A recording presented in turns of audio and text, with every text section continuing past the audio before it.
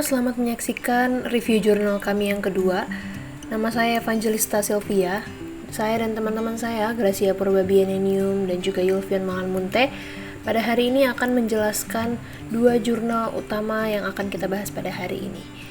Selanjutnya akan dijelaskan oleh teman saya.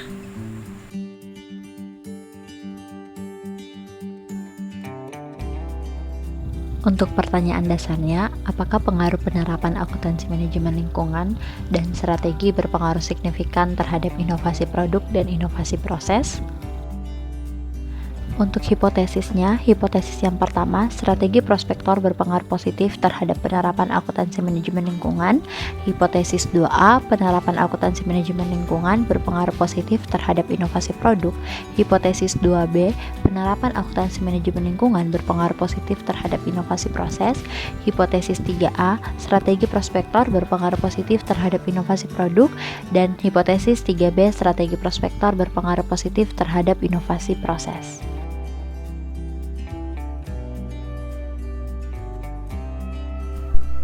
Metode analisis data yang digunakan dalam penelitian ini dengan software partial least square atau PLS, yaitu model persamaan struktural yang berbasis komponen dan varian.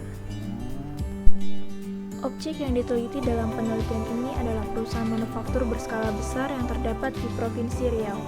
Populasi yang digunakan adalah seluruh perusahaan manufaktur berskala besar yang terdapat di Provinsi Riau.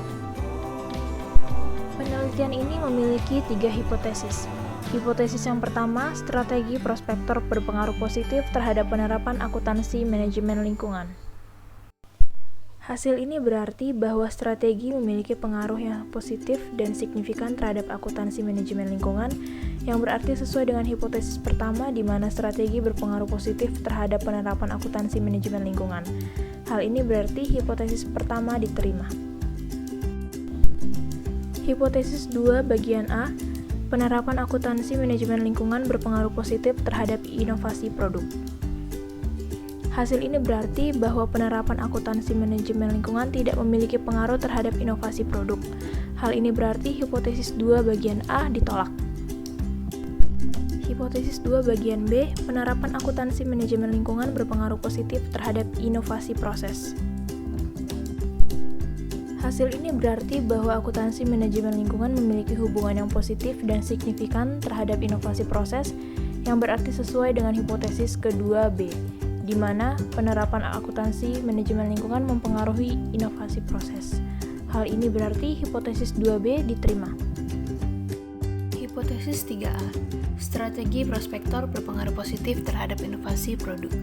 Hasil ini berarti bahwa strategi memiliki pengaruh yang positif dan signifikan terhadap inovasi produk, yang berarti sesuai dengan hipotesis 3A, di mana strategi mendorong inovasi produk. Hal ini berarti hipotesis 3A diterima. Hipotesis 3B, strategi prospektor berpengaruh positif terhadap inovasi proses.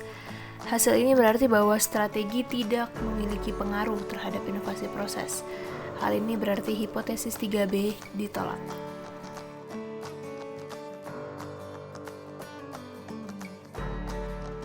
Untuk hipotesis pada jurnal yang kedua, hipotesis yang pertama ada hubungan positif antara tingkat penerapan praktik environmental management accounting dan biaya kepatuhan terhadap peraturan lingkungan.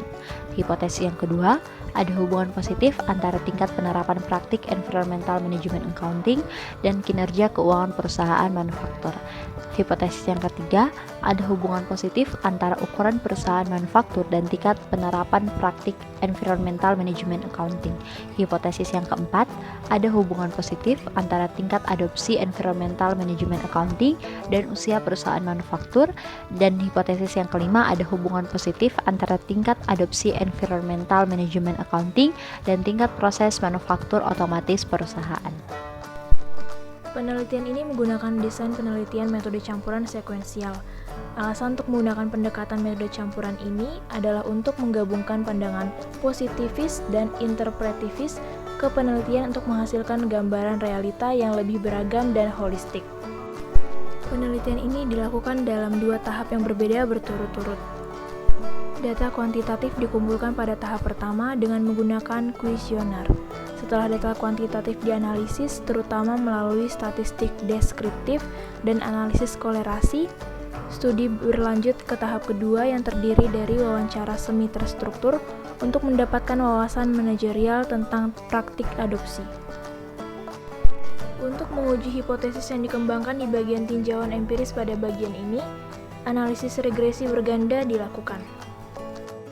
Baik, sekian review jurnal singkat dari kami. Mohon maaf jika ada salah-salah kata. Saya dan teman-teman saya mohon pamit. Sampai jumpa di video selanjutnya. Terima kasih.